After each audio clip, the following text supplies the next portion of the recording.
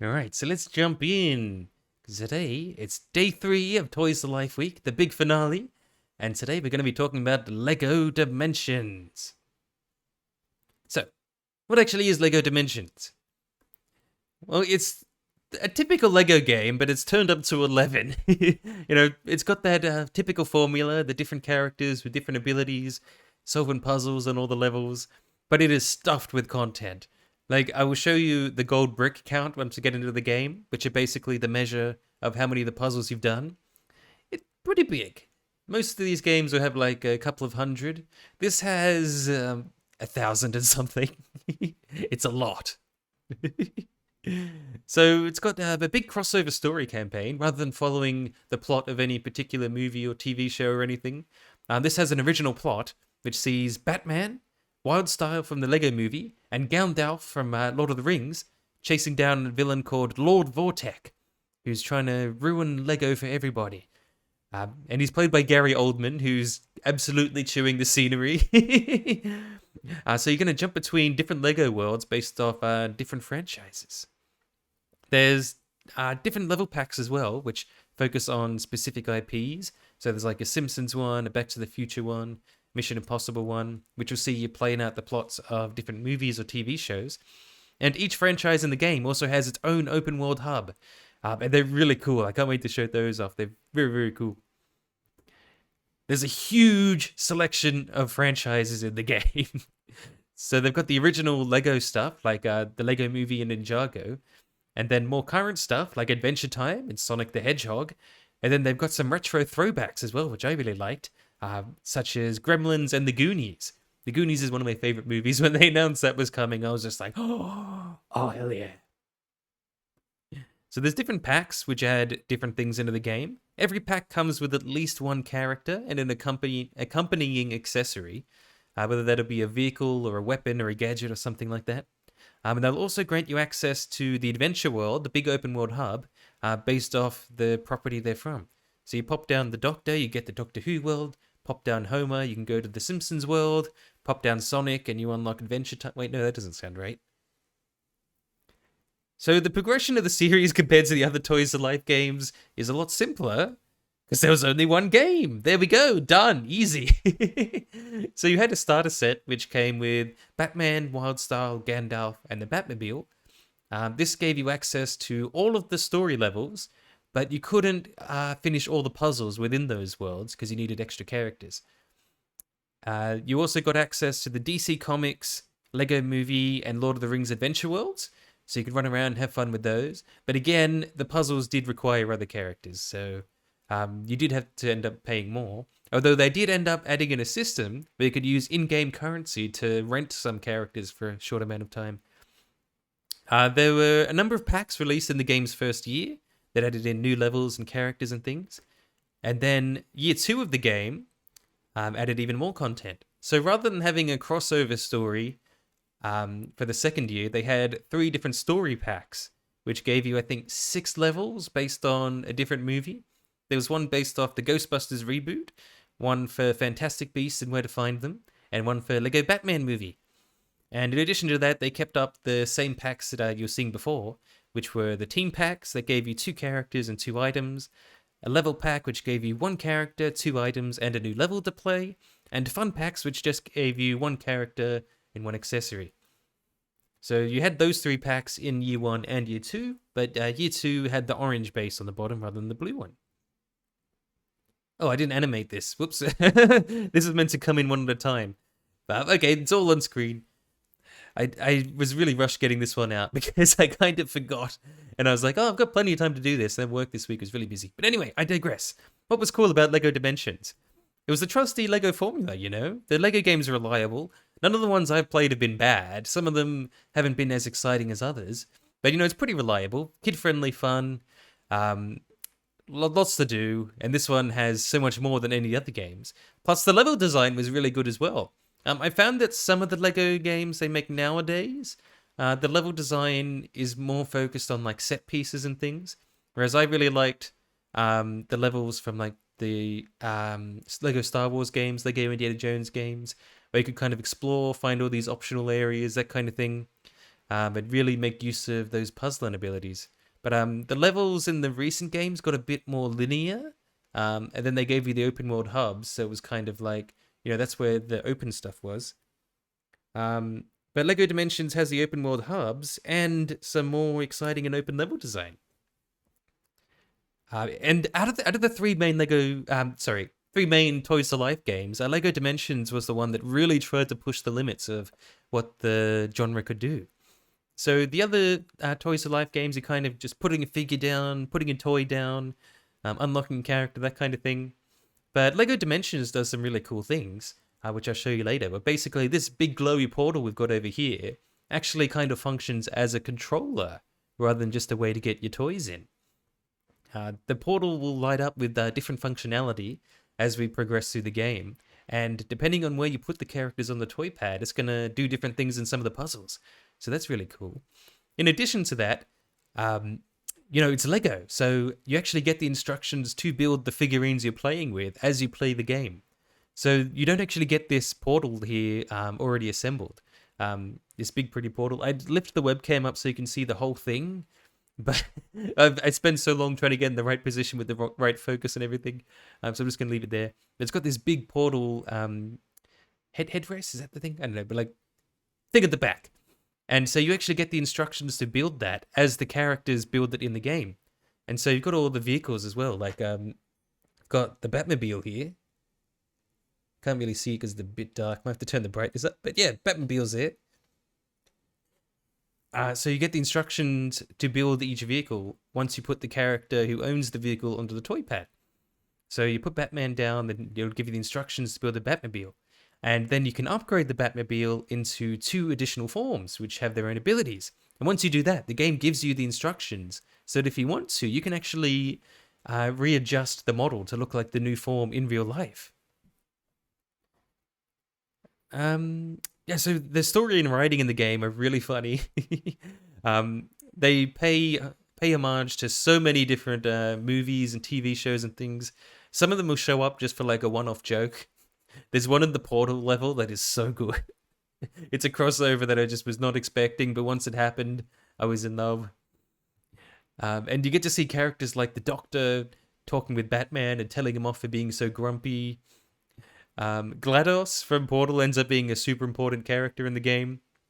And you end up with some really, truly ridiculous set pieces, like teaming up with the Ghostbusters to fight General Zod, who's trying to rule the world with a mix of ghosts and Phantom Zone criminals.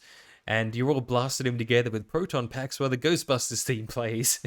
And it's just, wow, okay. I never knew I needed this, but I'm glad it came. And you get to see so many worlds realized and interact with all the characters with them. So the open worlds are really, really cool. Most of them have licensed all the music from their particular franchise as well. So, like you go through the Ghostbusters world, you've got this wide open New York you can run around while that iconic soundtrack plays. I think the Lord of the Rings world has Lord of the Rings music as well. And there's a big Jurassic World hub as well, which has music from the movie, and you run around and there's dinosaurs everywhere. You can take quests from characters like Claire and Mizrani. It is really cool. They've gone to such an extent making these worlds as rich as possible. It's really cool. And yeah, like I was saying, the open world is really cool. They're some of the best ones in the Lego franchise, I would say, because there's so many puzzles. You get to explore all these worlds you wouldn't think you'd get to. Like, I never thought I'd see a Goonies game where you can just walk around the Goondocks and explore, that kind of thing. And you can also just kind of chill in them. It's really therapeutic, just running around smashing everything, getting your stud count up. It's really fun. And another advantage that it has over other Toys to Life games is that the toys are real Lego. So you can use them with your other Lego sets. You get exclusive figures, which will probably hold their value much after the game has finished, because Lego collectors can get a bit wild at times. Hey Skyheart, how you doing? How you doing? We're talking Lego Dimensions today for the end of Toys to Life week. So what went wrong? Our best guess is the sales weren't too good. They didn't give any specific reasons for why they were cancelling it, like Activision and Disney did, but that's almost definitely what it was. The sales must have been doing pretty well to begin with, because you could see the effort being put in, really escalating over time. So some of the additional level packs that they gave weren't the best. Like the Back to the Future one, I'll show you that one because you can finish it in like 10 minutes.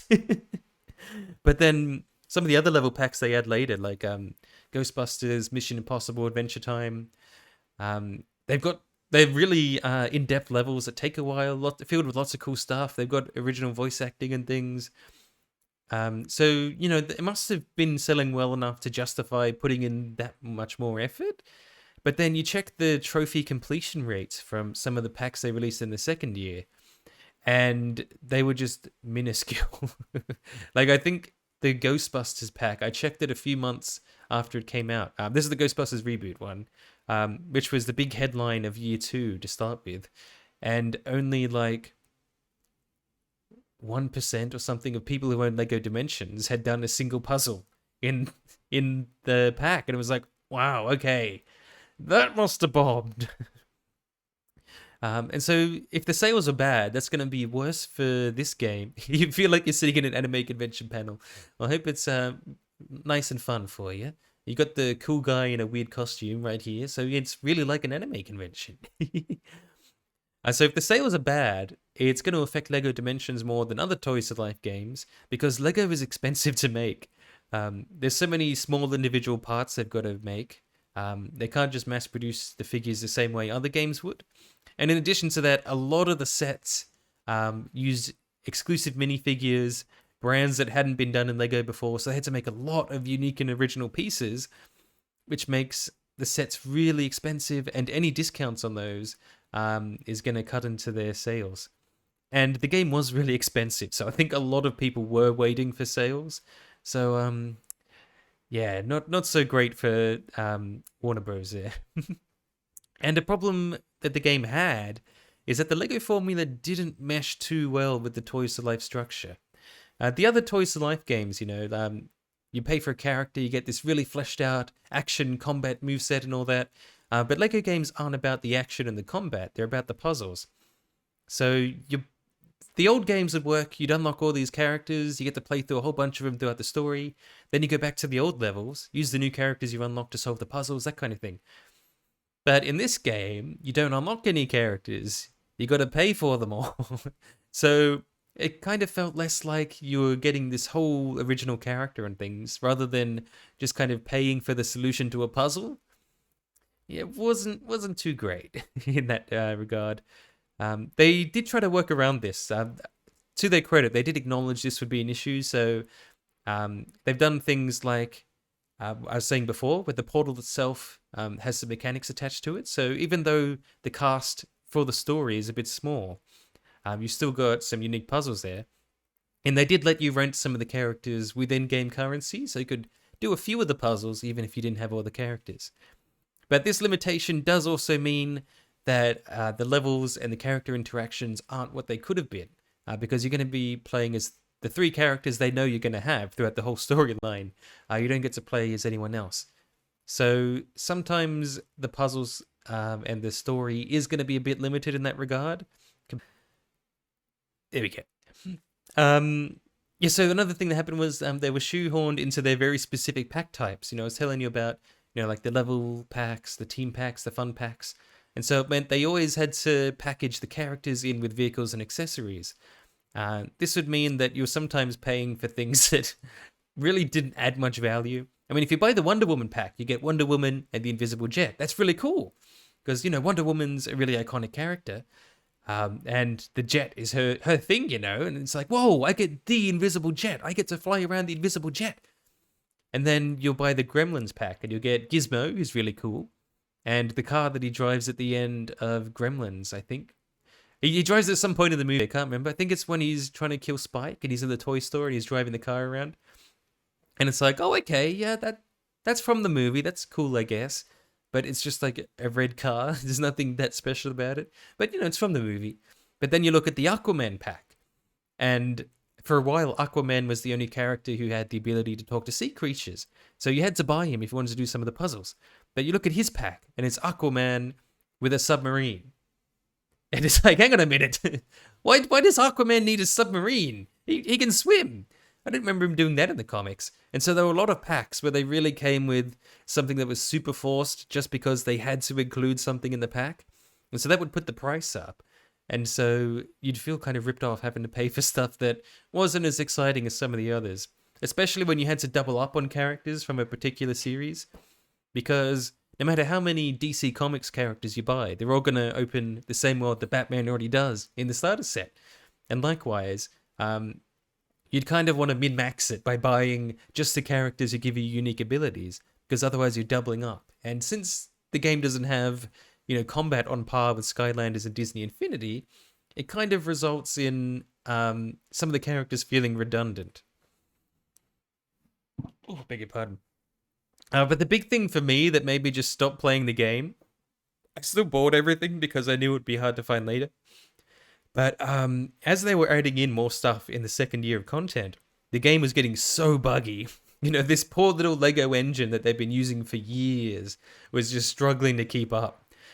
So things that were working before would suddenly stop working, and you wouldn't be able to solve puzzles. Characters would disappear, quests wouldn't trigger, that kind of thing. But the huge issue was that they would release each new franchise that was coming in year 2 as its own separate DLC that you had to download. And each of these would be updated separately. So you try to use all your characters and it's like, oh, you can't use this to download the update. And so you update this, update that, downloading a million things. And each time you did this, we don't know why still, but there would be a risk of it just completely corrupting your save. It was a really widespread issue. Like, it wasn't just a couple of people being like, hey, what the hell is this? No, you'd go on the Reddit and on Twitter and everyone would be like, oh my god, it wiped my save again. And so there was a big PSA put out on like the subreddit and the fan community. So they'd be like, okay, update's out. Please back up your save first because it could get corrupted. And so it was just such a strenuous process to just play the game whenever they released new content that I just got exhausted. Some of the packs that I bought, I hadn't even built in the end until I was preparing for this stream because I just couldn't be bothered. It was exhausting. And speaking as an Australian as well, some of the packs got delayed even more than they did everywhere else over here. Like the Lego Batman movie stuff, they delayed by like 6 months because they delayed the movie as well because Roadshow is an awful company. But that's actually a really funny story. A lot of companies delay movies here to tie in with our holiday seasons compared to the rest of the world. And so they did that with the Lego movie, and it came out something like 6 months to a year after it was out everywhere else. And so it became the most pirated movie of the year. And so Roadshow, the distributor, were like, oh, okay, yeah, we get your point. We won't do this again. We'll make sure you get release parity. And then the Lego Batman movie came out, and they did the exact same thing. And the movie was pirated, and they're like, oh, we didn't see this coming. Oh, that's weird. We're going to have to really take that into consideration and get release date parity going forwards. Lego Ninjago movie came out. Guess what they did? Lego Movie 2 came out. Guess what they did? So yeah, those delays meant that the Lego Batman packs for this game got delayed as well. And I ended up just importing them because I wasn't waiting that long. And when I was trying to cover this game as well, because like I said, I covered a lot of Toys to Life stuff in my games journalist days. So all the delays just made it even more painful than it already was. Because compared to what some people in the US were getting, like they'd be like, hey, I'm a YouTuber with like a couple of subscribers. Can you send me everything? And they're like, yeah, sure. Have it early. There you go. Play everything. Cover it all on YouTube. There you go. Get guides up and everything. Whereas over here, they, like 2 weeks after everything had already come out and I'd bought it, they'd be like, hey, did you want one pack for free? And I'd be like, huh? So the delays on top of that just meant covering it was frustrating, and I just kind of gave up. Because there was no competing with some of even like the smaller American YouTubers, because they were getting so much more support than we were over here. And another real big issue as well was that going into year 2, they kind of lost a bit of what was special about the game. So there was no crossover story, like I said before. They were focusing on stories from particular movies. And so when they released the first packs of year 2, the big headliner was an $80 set based off the Ghostbusters reboot, which, as you might remember, was not particularly well received. I can't remember if it ended up making its budget back, but I know it didn't do too well at the box office. Plus, there's a whole hate campaign, but less said about that, the better, because, angry nerds are gonna angry nerds. Ugh. So, yeah, like when the pack that you're counting on the most sales for is based off something people aren't especially excited for, you're not gonna end up getting too many sales, are you? I wasn't a super big fan of the reboot. Like, I didn't hate it. It had its good parts, but I feel like they just ran any joke they had into the ground. So definitely didn't enjoy it as much as the originals.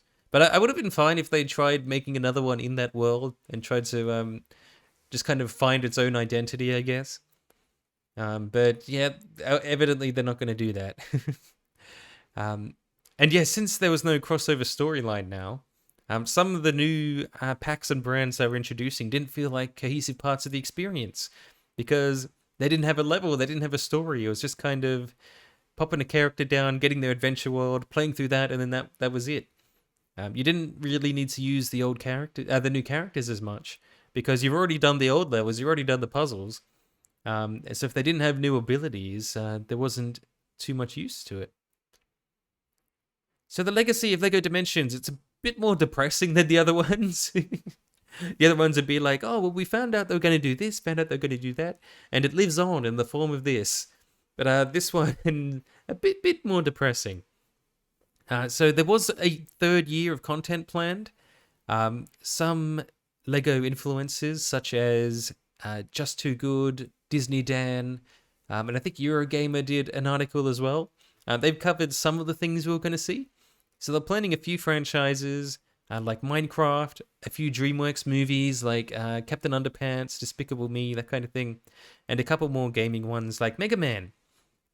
And they were also trying to get the rights to use some Disney properties because that was a really weird exclusion. I'm guessing it was because Disney didn't want to compete with themselves in Disney Infinity. But the LEGO franchise started with LEGO Star Wars and LEGO Indiana Jones, yet there was no Disney stuff at all in the game.